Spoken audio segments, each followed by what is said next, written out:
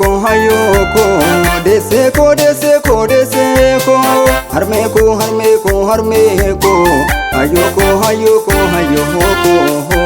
hayoko yon se farse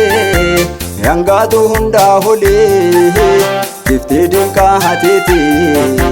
ilma ketu se farse ndagaddu aeke gara ketti nabate iga ketti nabadden fon ketti nandubadde iga ketti nabadden fon ketti nandubadde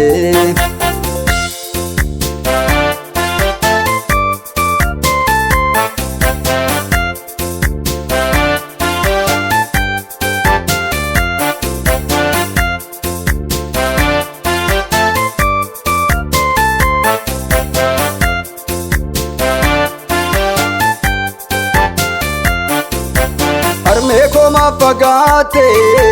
malim nagatte demte itu harra jirate ana hilma ke agarte minda gaddu damsake wansi kennani nyaddo wansi jedha yaadaddo hundarra naaf guddaddo wansi jedha yaadaddo hundarra naaf guddaddo ayoko yon se farse angadu hunda hole kifte dinka hatiti ilma ketu se farse godati asagale gadame sa kallaba kana hunda na fulte akkamitan dagatta kayon kes kalmagese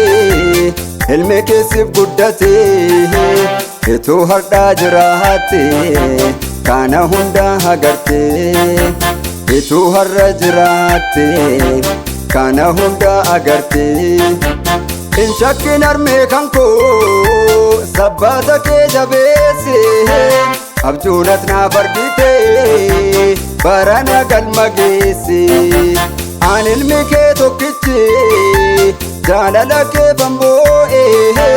olma kan ken kaffalo waaqni si haa gargaaru olma kan ken kaffalo waaqni si haa gargaaru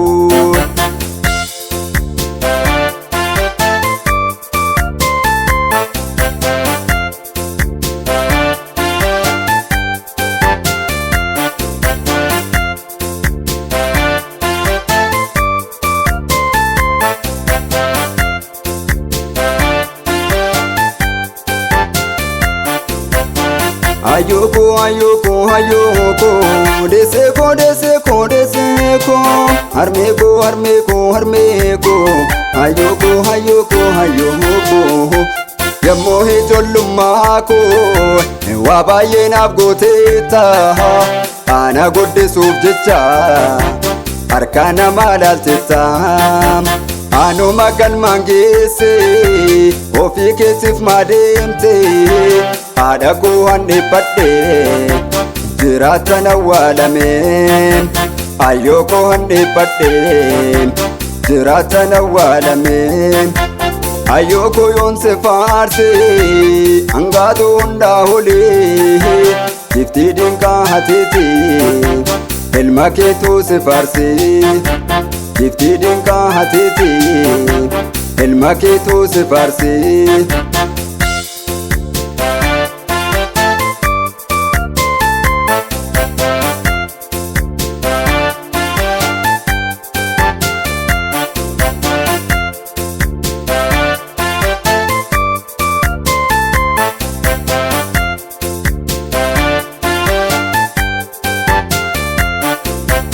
garumma kenda gaddo gara labina kanke anis gari hojjecho kanan sirra baradhe namnaadha san jal'anne kuyyoomu waraabessa rabbiin isaa fadheessu araara isaaf kadhadha uumaan isaa fadheessu araara isaaf kadhadha ayoko yon se farse angadu hunda hole kiftii dinkaa hatiti ilma keetuu se farse Bifti dinqaa hateeti ilma keetu si faarsi. Bifti dinqaa hateeti ilma keetu si faarsi. Bifti dinqaa hateeti ilma keetu si faarsi. Bifti dinqaa hateeti ilma keetu si faarsi.